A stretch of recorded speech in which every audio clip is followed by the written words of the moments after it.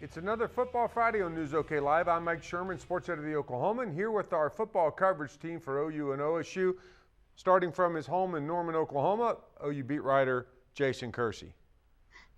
From hey, nice artwork behind you, Jason. That's fancy pants. And a special guest soon to come. Also from her home in Oklahoma City, columnist Jenny Carlson. Hey, everybody. And from his home in Oklahoma City, OSU beat writer Kyle Fredrickson. Guys, hey Kyle, let's talk about football for breakfast. Barry Trammell laid it out today in the Oklahoman. The increase of 11 a.m. kickoffs. Now, in games that TV gets to select, we've had more 11 a.m. kickoffs than we've had night kickoffs. Jenny, what is football for brunch doing to the lives of Oklahomans? You know, I think it's making for some early mornings. People are getting sleep deprived out there. But from the sound of things, Barry talked to several TV executives from Fox and ESPN, and those are the entities, along with ABC, that control the Big 12 and the TV slots where the teams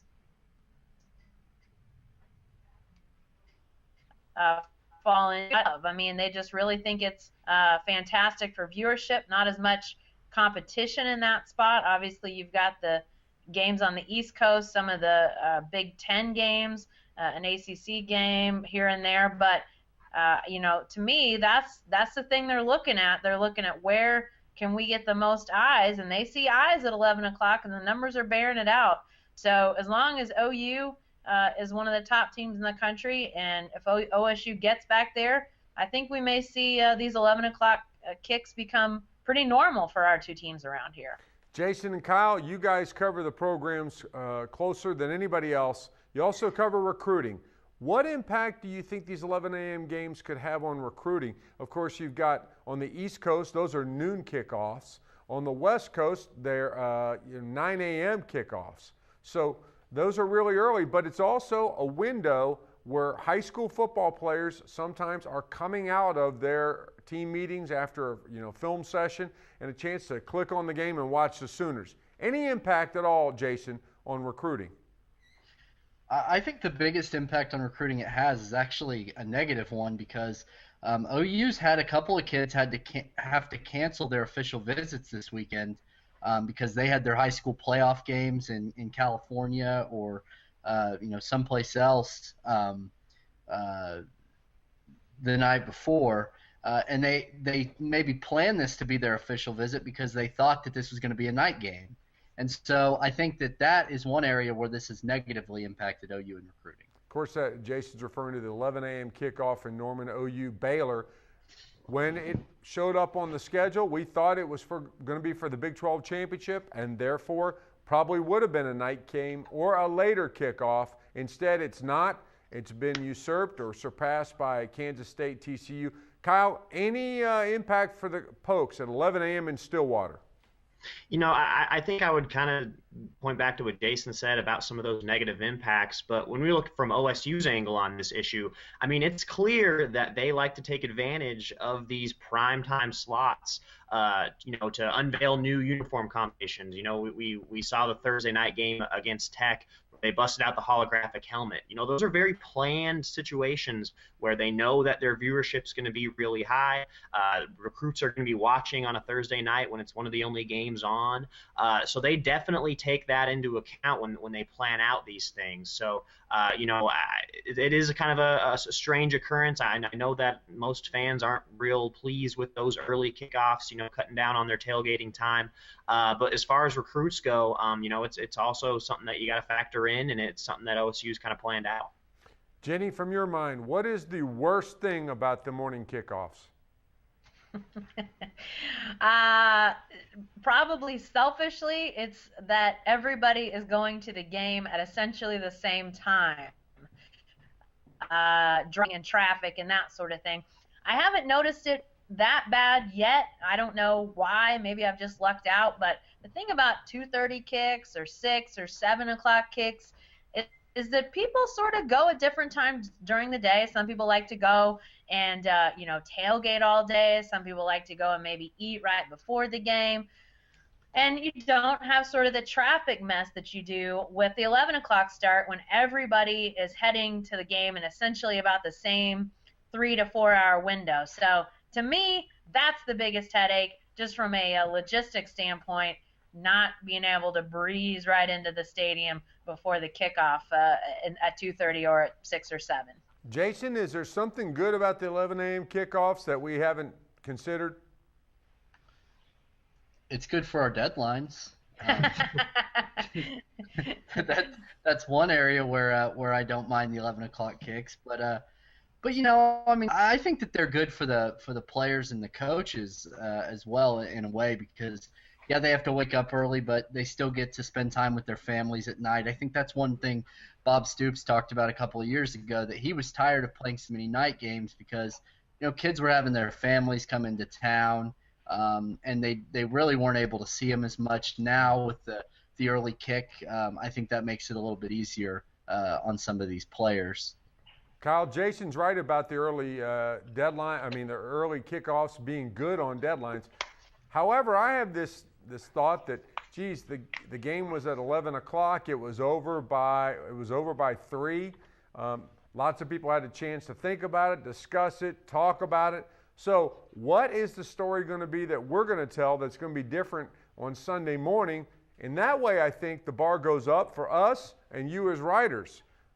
How do you cope with that, and how should we cope with that? That's a good point. With the information age these days, the standard recap doesn't really do viewers all that much justice with everything being so readily available with stats and instant analysis. So when you have those early kicks, it kind of puts pressure on you to try to find that next level, that next day storyline on the same day, because at that point, when people are picking up their newspaper the next day, that play-by-play of what happened is kind of already in the past, and fans are already looking forward to the future. So, it definitely changes your perspective on what the best story is of the day, and what people are going to be talking about. When we look back to OSU's schedule, I believe Dax Garman's start, that was against UTSA, that was an afternoon kick, and so by the time that game is over, people really just wanted to know about Dax. They didn't really care too much about what happened in that game, because that's really what became the story. And I think we've done a good job of that in the past. Jason, one story that comes to mind is Caleb Gaslam getting a scholarship at Tulsa. But, however, it's always something we need to be vigilant about, knowing that these 11 o'clock kicks change everything about the way people consume college football, including how they get their news. Guys, let's shift gears. Big game still, Jason, in Norman on Saturday, 11 a.m. kick, OU Baylor. Let's talk about some issues with that one. True or false, Jason? Bob Stoops is right. Last year's Baylor-OU game and outcome is irrelevant. False. That's false. I think it's totally relevant, and I think that that by talking to the players about it. They're still embarrassed by that performance. And I don't blame them. That was sort of an embarrassing performance, particularly on offense. And so Bob Stoops he always says all the right things, but I think even he knows that result last year does matter to some degree. Jenny, true or false? That game is irrelevant. Yeah, I think false. I mean, is it going to score any points for Baylor or get any stops for OU? No, I mean, I don't necessarily think that it plays into it that way. But, I think if you're Oklahoma, you have to go into this game with the realization that Baylor week, which once upon a time meant easy win, meant for sure win. What did Oklahoma go 20-0 against Baylor before they finally lost 21-0? I mean, historically, that the evidence was there that was a win for OU. So I think that was just a sort of confirmation to these guys that Baylor is for real. They'd beaten OU a couple years before. They beat them again. They beat them solidly. Now, Baylor hasn't beaten a ranked team ever on the road, well documented by Jason and Ryan Aber and whoever else was involved with that in our Monday sports section.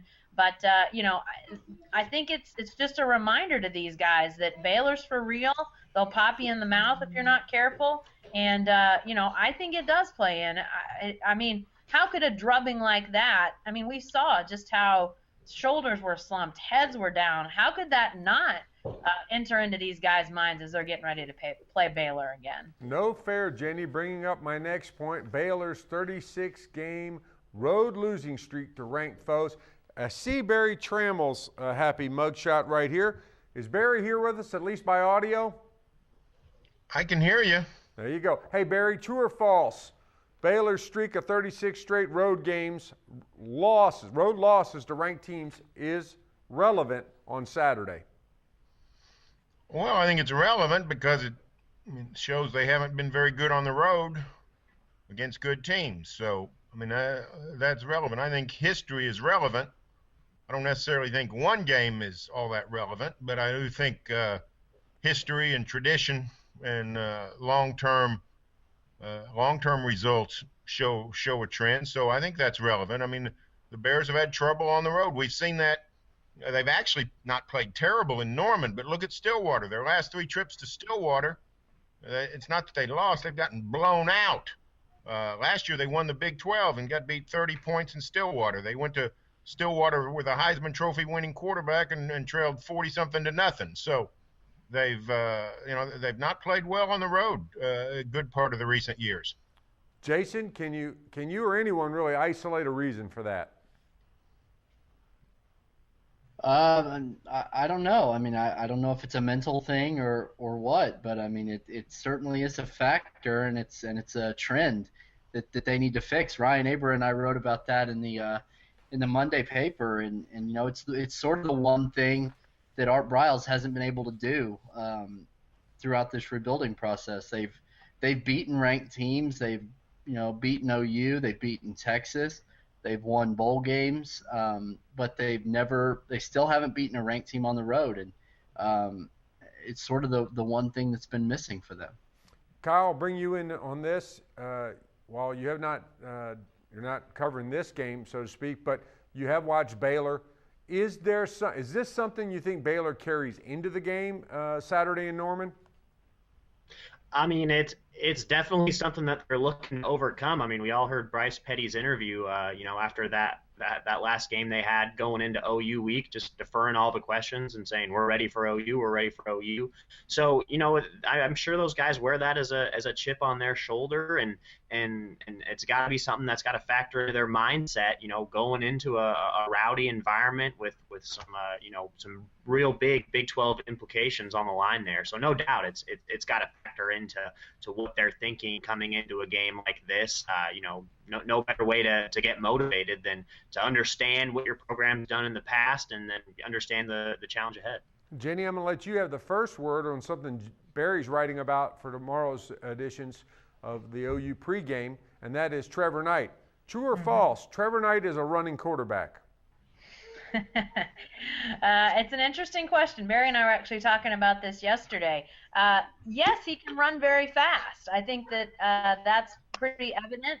I think sometimes he can run pretty well, but I think that he's still got room to grow as a running quarterback, and I think Barry's got some great stuff that he's going to be bringing up. Yes, I think he is a runner, but I think he can be a better running quarterback. How about that? Barry, true or false, he's a running quarterback?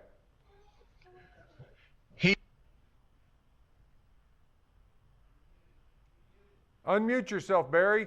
You just muted. He is not a running quarterback. He's a mobile quarterback.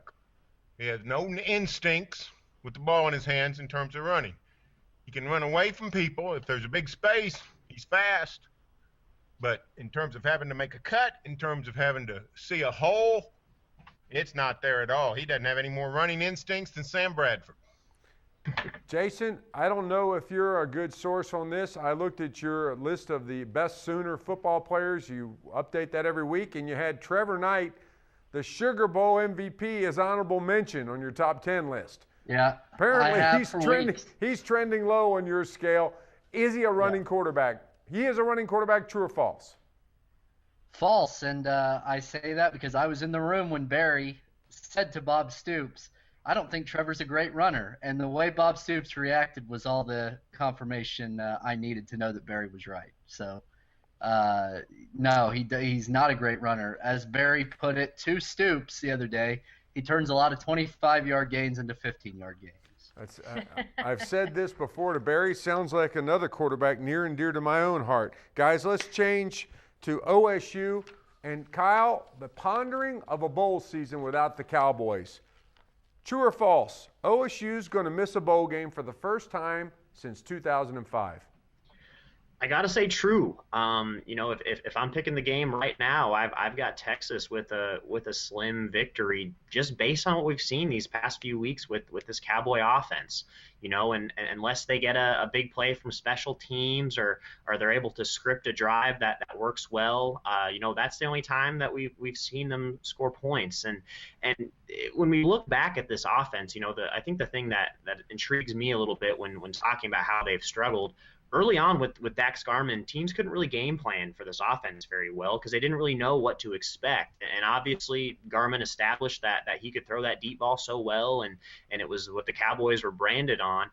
But suddenly, now that teams have some tape on this Cowboy offense, and now that the Cowboys have run into some stiffer defensive competition, I think teams just kind of have them figured out. If you can get a little bit of a lead against this OSU team and stay aggressive on defense, they just don't have the personnel to come out and respond to something like that, especially with all the mistakes they've had. So, it'll be interesting to see which Texas defense we see next Saturday. Is it going to be the group that gave up 45 points to Iowa State, or is it going to be the group that limited Kansas State to 23?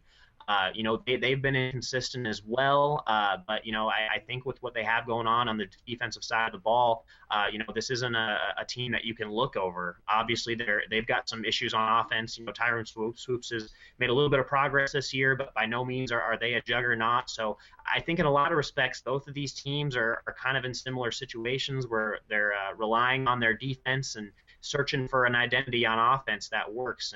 And just based on what I've seen out of this OSU team the past few weeks, I'd take Texas at this point. And then when we talk about OSU's future schedule, going to Baylor and going to OU, it doesn't seem like those are wins. Jenny, true or false? College football is going to go bowling without the Cowboys. I'm going to go with false right now. Now, I think that hinges totally on the Texas game. I mean, Kyle mentions those two other games that OSU has on its schedule, and I just don't see how OSU wins either of those games against Baylor or Oklahoma. Now, maybe they score a huge upset. We've seen OSU do it before, so it's not out of the realm of possibility. But to me, it comes down to one game. It comes down to Texas. With OSU off this week and Texas hosting West Virginia, a team that I think will beat Texas, I think Texas is going to come in with, frankly, not a lot of motivation. I mean, there are some teams you want to spoil their seasons, but is Texas really going to be super motivated to spoil OSU's bowl hopes? I'm not so sure, and I'm not sure that they're high. So I'm gonna give OSU at home a slight advantage to win that game. I said before the season started, I thought OSU would get bowl eligible before Halloween and then not win again. Well, then West Virginia and TCU became much better than we thought, and Texas not nearly as good as we thought. So to me, this is the game where OSU gets to 6, gets bowl eligible. They limp into bowl season, but I think bowl season would be something that could really benefit this team, having those extra weeks of practice, getting a chance to, further develop chemistry on the offensive line, further develop your secondary, which is still young. Those sorts of things I think could be really beneficial to this program.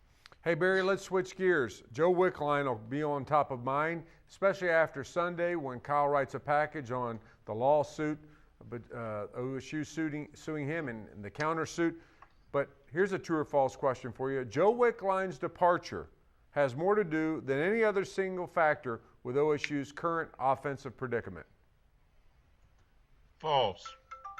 I don't even think that has. I think that has very little to do with it. I think he's a very good coach, but I don't think he's any kind of magic man. And the truth of the matter is, OSU's problems are not necessarily because good linemen don't know how to block now. They just don't have very many good linemen. Mm-hmm. So, I think Wickline's a fine coach, but I think his departure has very little to do with this offensive deficiency. How It about has you? a lot more to do with the lack of linemen, losing your quarterback, um, bad year for Yurcich and or Gundy, whoever's in charge of the offense. Take your pick. Just bad, series of bad developments. How about it, Kyle? Yeah, I mean, I'm on board with Barry here. Obviously, Wickline was respected and has done I think a good job at Texas. I was reading that at this point he's in a bit of a similar situation. He'd be at OSU. They had a few of those offensive linemen in Austin get dismissed early in the year, and so he's working with a ragtag group of guys. I think he's had 3 or 4 different lineups on that offensive line. So he's shuffled guys around to try to figure out what's going to work. And that's similar to what we've seen at OSU, especially with the freshman walk-on Lundblade coming in and playing center alongside sophomore Paul Lewis. That they're trying to figure things out, flipping guys around. And in important side of the ball, I think they're averaging 4 yards a rush. Right now, the Cowboys are averaging 3.7. So, if you just want to compare what he's doing now and the personnel he has, I mean, they're going through the same struggles that OSU is going through right now. So, by no means would Wickline be able to just turn this all around. He's definitely known for getting the best out of players. I mean, Lane Taylor was a 2-star recruit coming in, and now he's has a roster spot in Green Bay. So he has that track record, and he's obviously a talented coach. But one guy couldn't fix what the Cowboys are going through right now, like Barry had mentioned. Guys, let's close with Elimination Saturday. A bunch of big games in college football, a bunch of games for the college football playoff Final Four, very influential, and it's being called Elimination Saturday. But which of these games is not an elimination game? Give me your answer and a quick explanation. Kansas State, TCU, Ohio State, Michigan State, Bama, LSU, Notre Dame, Arizona State. How about it, Jason? Which of those games is not an elimination game? Yeah. Well, they all seem like elimination games to me because they all, I mean, every team has lost a game. So, I mean, if you go down to 2 losses, I think you're pretty much out of it. I think it'd be hard. The only team I can think of that in my opinion, could afford to lose and maybe still get in is Alabama, and that's because they just don't seem to fall very far in any polls when they lose, and I don't know that the playoff committee will be all that different. Barry, is there another game on here that is not an elimination game? No, I think JK's on the right track. I think if Alabama loses, they're not necessarily eliminated because the College Football Committee has declared themselves to be evaluators of talent. And they turn on the screen to see who blocks well and tackles well and kicks well and throws well. And the final score, they're not all that interested in. So, they've gone all NFL draft on us. So we don't have to really, follow any NFL draft gurus. Just follow the College Football Committee, and they will tell us who has the best ball players. They're not interested in who has the best team. They're interested in who has the best ball players. So they should just look at recruiting rankings. Don't suggest it. They'll do it next Monday. Jenny, switching gears slightly, which of the favorites from these 4 games is most likely to lose? I was looking because a couple weeks ago we were talking favorites, and I apparently screwed up and didn't know who was favored. Sorry, Vegas, I don't keep up with you. But of the favorites, okay, I'm looking. Michigan State's favored, Arizona State's favored, TCU is favored, and Alabama's favored. Man, I think Alabama wins on the road. I like K-State a lot at TCU. I know TCU's like a 5-something point favorite maybe. I like K-State, though, to go to TCU and win. Now, some people might say that Notre Dame may be the most likely to win of those underdogs in those games. I don't think Ohio State has any chance, frankly. I am so not on the Ohio State bandwagon. But in my book, I really like K-State. I like what they bring, very consistent, tough offensively, no-nonsense defensively. I don't think TCU is a snake pit of a place to play. So I'm going to go K-State to answer your question. Thanks. Now that Jenny's given us a roundup of all possibilities, everybody else just gets to pick. Jason, which favorite is going to lose? I think it's going to be Alabama. I picked LSU in the paper to win, and I am, I am on top of the picks now, so I think that my pick has a little more credibility. Moving Okay. right along, LSU is Kyle. relevant. Which favorite There you loses? go. I picked Notre Dame to win this week, and it's another one of those teams where their best win is a loss. Hanging on against Florida State. I think this is a statement game for Everett Golson and the Fighting Irish. They can go into an environment, like Arizona State and get a win, and that sets up well for their playoff hopes. If they win that game and then finish the season out with a win at USC, I think it'd be hard to leave those guys out. Barry Trammell, who is contractually obligated to pick an upset special. Do you have one among these four? Well, I do, but I got another. I picked LSU to win at home against Alabama. I don't know that it's ever an upset if LSU wins at home, but I'm a little bit with Jackie O. I can't keep up with who's favored. Is Notre Dame favored over Arizona Thank you. State? Now, Arizona State is favored, Barry. Arizona State is favored. Let me tell you something. Arizona State would lose to West Virginia on a neutral field 9 times out of 10. They're the most overrated team in America. If I'm not saying Arizona State loses to Notre Dame, because frankly Notre Dame may stink too, but Arizona State way overrated.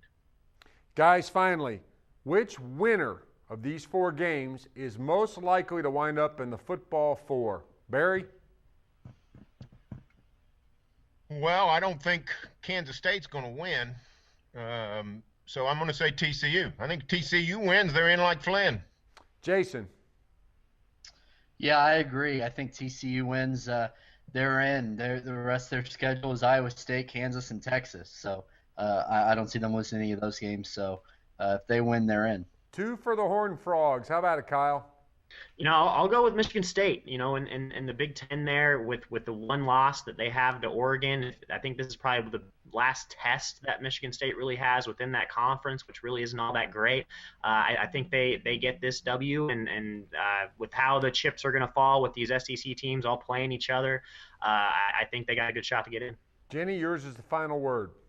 Ditto. I'm going with Kyle. I'll say Sparty wins. I think they roll, and then they're going to play that Big Ten championship game, which I think is going to carry some weight despite what people in the Big 12 say about not needing a championship game. I think Michigan State has a good resume. I think they're in. A Big Ten team in the football 4. That'd be interesting. Guys, that's all for this edition of Football Friday, but you can stay with the best coverage team anywhere, every day at News OK and every morning in the Oklahoman.